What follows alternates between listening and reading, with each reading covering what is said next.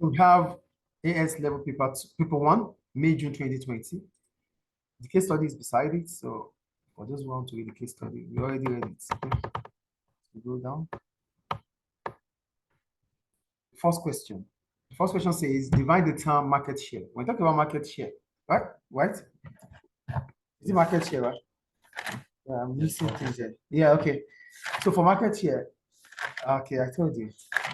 You just have to calm down and always work and check. Yeah. So for market share is the total brand sale divided by the total market sale multiplied by 100. Simple. The total brand sale divided by the total market sale multiplied by 100. That's market share. Do you get the point? Okay. Yeah. So go to question 2. A retailer decreased the price of Samsung television, and we have the price.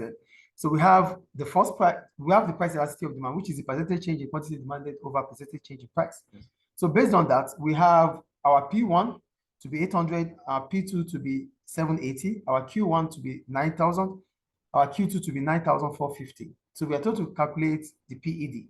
So PED is Q2 minus Q1 over Q1 divided by P2 minus P1 over P1. So 9,450 minus 9,000 divided by 9,000 divided by 780 minus 800 divided by 800. That gives us 450 over 9,000 divided by minus 20 over 800. Then you reciprocate. So it will be 450 divided by 9,000 multiplied by 800 divided by minus 20. So 450 multiplied by 800 is 360,000. 9,000 multiplied by minus 20 is minus 180,000. 360,000 divided by minus 180,000 is minus 2. So it is price elastic. Minus 2 is the answer. I think it's clear. Yes. We go on to question C. And it's yeah, because it's a price. Yeah, if it was income elasticity. If it's price. If it is income elasticity, don't mix them up, please. If it is income elasticity, that's where we talk about inferior. Yeah. So are we going on? Yeah. So we have C, which is still part of the case study. Okay.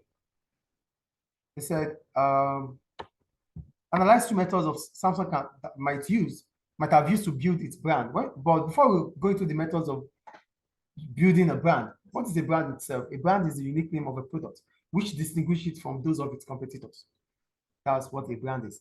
So according to Samsung, based on the case study, I wrote the methods used by Samsung to build its brand are follows. 1, advertisement. So according to the case study, during the release of Galaxy Note 9, Samsung advertised the phone in major cities around the world to increase its awareness, which may have persuaded customers to choose Samsung instead of competitors. That was the first point there. 2, unique selling points. According to the case study, Samsung was the first to create a watch that recognizes the vein. Yeah, it's in the case study. Yeah, a watch that recognizes the vein is there. Yes.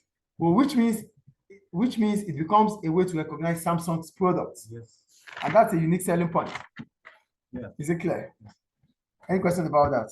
No. Good. We'll move on.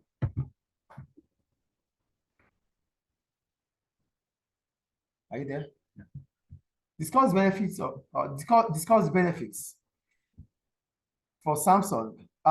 discuss the benefits for a business such as Samsung of using secondary research when developing a product. So what are the benefits of using secondary research when developing a product? First, what is the secondary research? A secondary research is a research carried out by using existing data. Yeah. Carrying existing data, which is index research. It could be through websites or journals. That's a secondary research. So what are the benefits of using secondary research? The first one I wrote is about how it is less expensive. It is less expensive. The cost of secondary research is low compared to primary research, which means Samsung will be able to minimize cost and increase its profitability. Secondary research, you don't have to spend so much. It means you can reduce your cost. And reducing your cost means you are able to, increase your profitability. Mm-hmm. That's the first, yes, profitability. Yeah. Or your profit margin. And that allows you to be more competitive. And this will bring about economies of of scale. No, economies of scale will come when you are expanding. It will just come as a result of this. Here, it's about research. Okay. So research doesn't go about research, if research is done about expansion, then it is not done about expansion. It's done about about the product and what our customers seeing about the product. Okay. Two, it saves time. Yes. So the speed at which Samsung will be able to collect data from websites and journals will be faster, which enables Samsung to respond to dynamics in the market. As a result, we remain competitive. You know, for secondary research, when you use secondary research, it is information, the information are already there. So the speed at which you get this information are so fast. So that means whatever you need the information for, you'll be able to use it as at when due. That is another benefit of secondary research. It saves time. Yes. Clear. However, what are the setbacks using secondary research? Number one, it might be outdated. Secondary research might be outdated. So I wrote, secondary research may be outdated, which means it might not help in giving data about trends and consumer change in habits of spending. Yes. So it does not talk about what happens right now. So that means it might not be useful.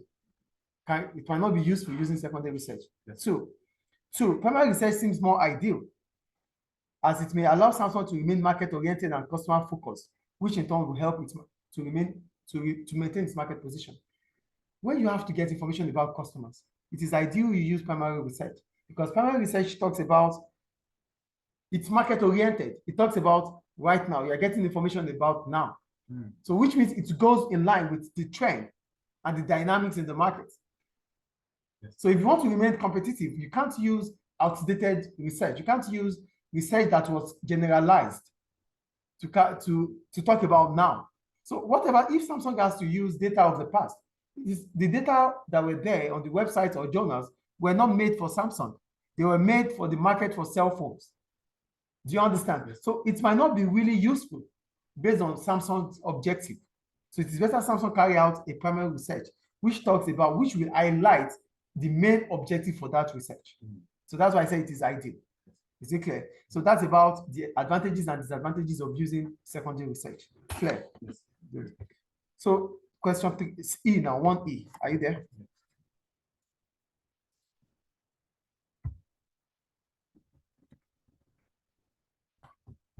Assess the advantages for a business such as Samsung for using price skimming strategy for its new products. So when we talk about price skimming is a pricing strategy which a business uses when introducing a product by charging a higher price to change the perception of customers. Do you understand? Yes. Let's put it this way. We say price skimming. Price skimming is a pricing strategy which a business would use when introducing a product or launching a product to the market, which allows it to charge a higher price before competitors start coming into the market. Then, as soon as competitors come in, it starts reducing its price. So I wrote here, pricing is a pricing strategy which a business uses when introducing a product to the market by charging a higher price, then lowering the price when competitors enter the market. Yeah. Is it clear? Yes. So what are the advantages of using price skimming? One, it gives customers the perception that the product has a greater quality. This might increase Samsung sales. For example, the vein recognition, it's a quality. So based on that, Samsung might charge higher price, and that might allow Samsung to compete with Apple Yes. in the cell phone market. That's one advantage of using price skimming. Two, when you charge higher prices, it might also increase your profit margins. So increasing your profit margin means that you can invest on research and development. And when you are able to invest on research and development, it allows you to increase your market share and allows you to also maintain your market position in the market. Clear? Yes. However, charging a higher price may bring about a fall in sales, which is not good, especially based on the fact that the market is competitive. The market for televisions and phones are highly competitive. So charging a higher price might reduce your sales. And two, price skimming strategy may be short-term, as competitors would also have an eye. It attracts competitors that, oh, in this market, we can charge higher prices.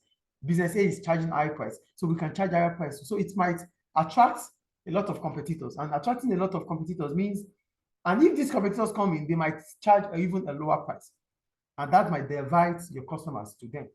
So Samsung might lose customers charging higher price. Is it clear? Yes. Any question about that? So that ends question 1. So go to question 2.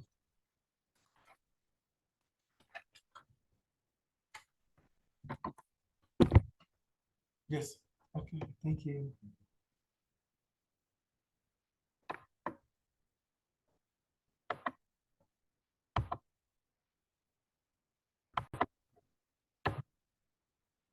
We're going to question 2, right?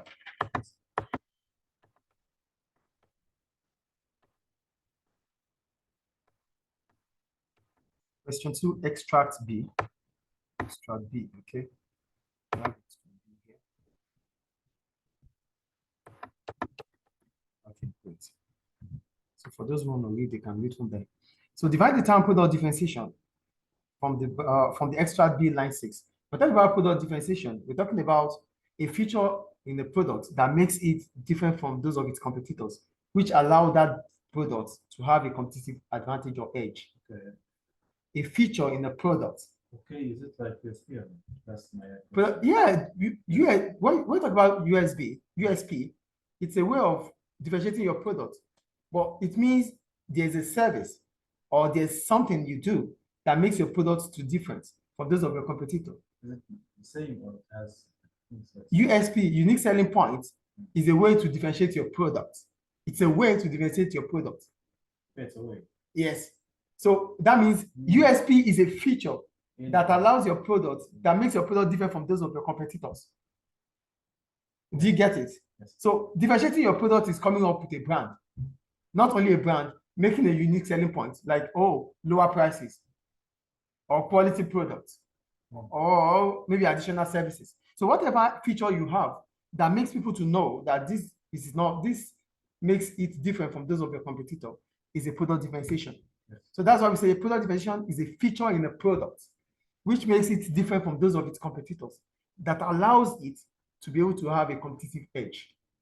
That's product differentiation. Is it clear? Yes. Now we have a case study. They said, construct a supply and demand diagram to show the impact of increased advertising by layers on the handmade tools market. Increased advertising. Listen, advertisement creates awareness about a product, right? Yes. It will not automatically increase the demand. A successful advertisement will increase the demand for your good or product or your service. So an increased advertising, if successful, an increase of advertising, if successful, will increase the quantity demanded of the product from Q1 to Q2. As a result, it will shift the supply or the demand curve rightward from D1 to D2, making us to have a new equilibrium, a new high equilibrium from P1 to P2, meaning that the supply curve, there will be movement along the supply curve, linking to price. The supply curve is just one, right? But there's a movement. There's a movement along it. Yes. The movement links the price from P1 to P2. Yes, it should be increasing price. When price increases, supply will expand. Yes or no? Yeah. That's the movement. Yes. So, yes. Okay. do you get it? So look at it here. An increase in quantity demanded based on the fact that advertisement is successful will bring about an increase in the quantity demanded from Q1 to Q2, right? Shifting this demand curve rightward from D1 to D2. Okay. So there will be a movement along the supply curve. Yes. Because when price increases, it is only when price increases that suppliers want to supply more. Yes or no? Yes. So there's going to be a movement along the supply curve from P1 to P2. That's a movement along the supply curve. There'll be also a change in price. That's why. Yeah, a change in price brings about movement along the supply curve. Yes. But most of the time people don't talk about it, but I'm telling you right now that you look at the supply curve that it's not changing. It changed, but it is a movement. It's not a shift. Yes. Yeah. So there's a movement along the supply curve because the price has increased from P1, P2. Remember that the law of supply says the higher the price, the higher the quantity supplied. So there's always a movement, expansion. Is it clear? Yes. Great. So we go on to C. Are you there?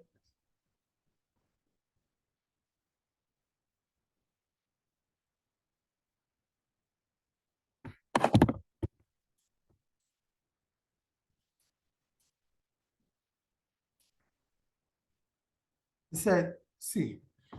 Analyze two advantages for layman's of providing benefits to its employees. We're talking about benefits. What are benefits? They said analyze two advantages for layman's of providing benefits to its employees.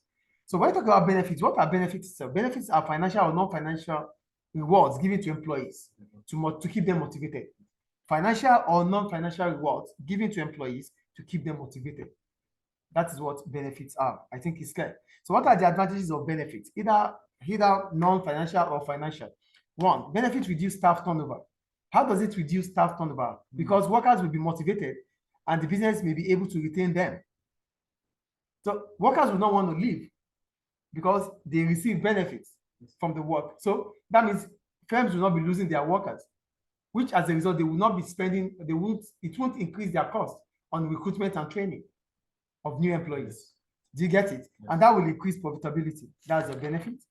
Two, being paid to take a holiday on their birthday, according to the case study, being paid, you asked me the question about being paid to take a paid holiday. It means you won't be at work, but you'll be paid for that day.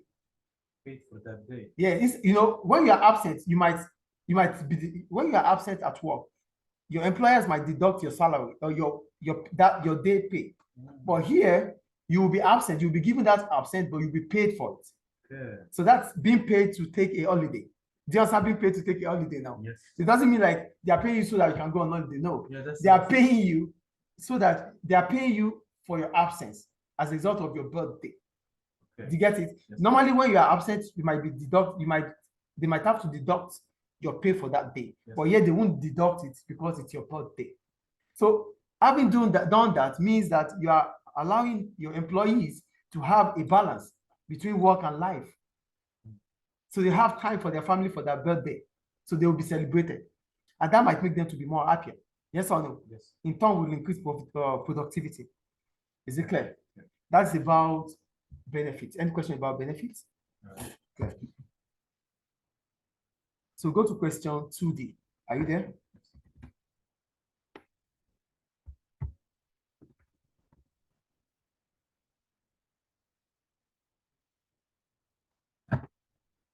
Okay. Design mix. Yeah, question D. Discuss the importance of function to layman's when considering the design mix for new products. First, what is design mix? Design mix analyzes the elements of designing a product through its function, the cost, and aesthetics. Yeah, so here we're talking about function. Function explains the reliability and usefulness of a product. That's the second point I made here. Function explains the reliability and usefulness of the product. So function is important to layman's as its customers because it manufactures farm tools, farm and garden tools, and household items. So it means all these things that are manufactured will be used by customers. If they're not reliable, if they're not functioning well, then customers would start looking for the reputation of layman's is in line. So customers will start thinking about getting it from other competitors. Yes. Two, the products are non-electrical and must be able to satisfy the needs of customers. If not, customers may seek alternatives. They are non-electrical appliances. Yes. Yes or no? Yes. So they have to be function. If it is electrical, the electric will do the job. But here, the functioning is more of the quality to make it last longer. So without quality, without it lasting longer, without it functioning the way it should be functioning, without it being reliable, customers will seek for alternatives. Yes. And you might start losing revenue. However, cost is also an important aspect of design mix. Yes or no? Yes. Because it ensures that the business is run profitably. So that's the third point I made there. Also, are you with me? Yes.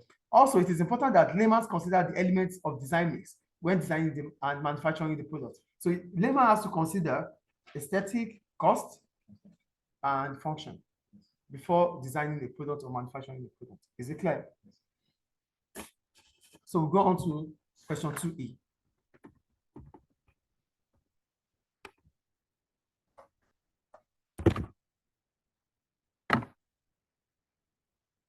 What did you do now? Okay, we are on 2E, right?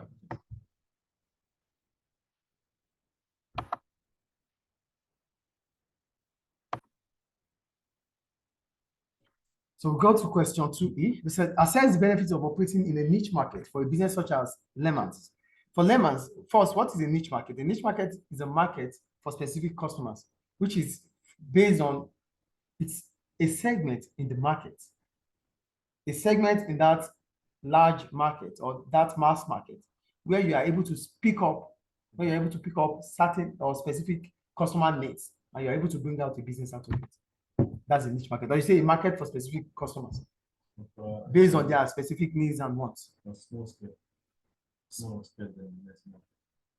The meaning, Operating a small scale. no, you can't define the niche market like that. Mm. Yeah, a niche market is a market for specific customers Mm. based on specific needs and wants. Specific has to be there. Yes. That makes it a niche. So what are the benefits of operating a niche market? One, it brings about charging premium prices. As Lemon skilled craftsmen design and make products based on customer needs. So when you have a niche market, and based on the case study, Lemon's craftsmen, they design products based on customer needs, specific needs. So that allows them to charge higher prices because it's what you want. We design what you want for you. So that means you have to pay higher prices for that. Yes. Two, it improves reputation. As Lemons has built a USP, which helps to differentiate its product. This lets it to be used in film sets. They use its product for films in film sets. It's been there. Look at like the 18th paragraph, 18th line. Our products such as furniture, oil lamps, and tools have been featured in many well-known American Hollywood films. Yes. So they use their product, and that brings about improvement in reputation. It's because it's a niche market. Is it clear? A niche market is less competitive, as Lemon sells low-tech and non-electrical products. Is written here. We sell simple low-tech tools and equipment in a high-tech world. You see? Yes. In a high-tech world, they sell low-tech. That is a niche on itself. Do you get it? So this means large businesses might not be interested. So there's less competition when it comes to a niche market. Is it clear? Yes. So that ends question 2. So we'll go to question 3. Are you there? Okay. Extras D, right? So extra C and D, yes. Thank you. Shangri-La Hotels.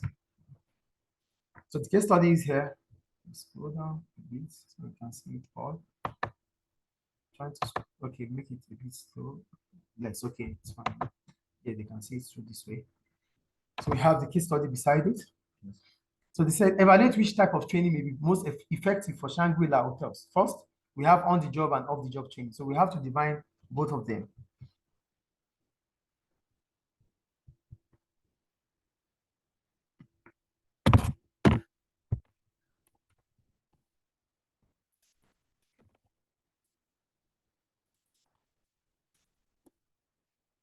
When we talk about on-the-job training is carried out within the premises of the business. And here, when we talk about on-the-job training that is carried out within the premises of the business, it will be done by staff that are well experienced and knowledgeable or skilled. They are the ones that are the trainers that train the trainees. That's on the job. And for off-the-job training is done outside the premises of the business and it's carried out by specialists, maybe in a training center or a course center or a school or in a classroom. Yes. But outside the work environment, that's off the job. I think it's clear. Yes. So what are the advantages of using on-the-job training? One, training in hotels is likely to be less expensive. On-the-job training is less expensive, unlike off-the-job training, because it has to be carried out within the business. And it means that your cost of production, your cost of training will be less, which allows you to be more profitable because it increases your profit margins. Okay. That's the first one. Two, no loss of output. You won't be losing output because on-the-job training means workers will be present at the workplace, still carrying out their job function. So that means no loss of output. And in the case of a hotel, it means services will not stop. So the clients will still be attended to. Yeah. And that would satisfy them. 3, on-the-job training is easy to organize. It's easy to organize. Okay. On the job. Okay, on the job, yeah. So which means the training will be done and within a little bit of, within a short period of time, workers will start carrying on their job. So here I wrote, on-the-job training is easy to organize, which means the new staff can complete their training at a short notice and they can start working. However, on-the-job training might not bring new ideas and skills to the business. And when you look at the workers, the staff in Shanghai, they have been there for a long period of time. So they might not have information about what is trending outside or the new practices of hotels. They might not have it. So that means they might not be able to add new skills and experience to the new staffs that are coming. Do you get it? Okay. Now, off the job. So for off the job, what are the benefits of off the job? One, it increases efficiency. How? Because workers might be trained by specialists. That's one of our, yes, they will be trained by specialists because these people, they are businesses too that involve themselves in training. So it will be done by specialists, which means about efficiency. Two, it allows employees to focus on their job or their training. So which means there's no disruption between job and training. And that's, when there's disruption, it could bring a negative customer service. Oh, you have to do this and that. You are on training, or maybe I'm training you, and at the same time I have to attend to customers. Okay. So that will bring about disruption. It might lead to poor customer service, which your reputation is at stake. Clear. Also, I wrote, during on-the-job training. Now, I'm making a case for on-the-job training. During on-the-job training, trainers might pass on bad habits to trainees. Why it is important to use off the job. So on-the-job training allows trainers might be able to pass bad habits to trainees, which might impact in the customer service, which is not good for Shangri-La Hotel. Do you get it? Yes. And the last thing I wrote is that the Shangri-La Hotel offer based on the case study, they offer off-the-job training to non-employees that have to pay for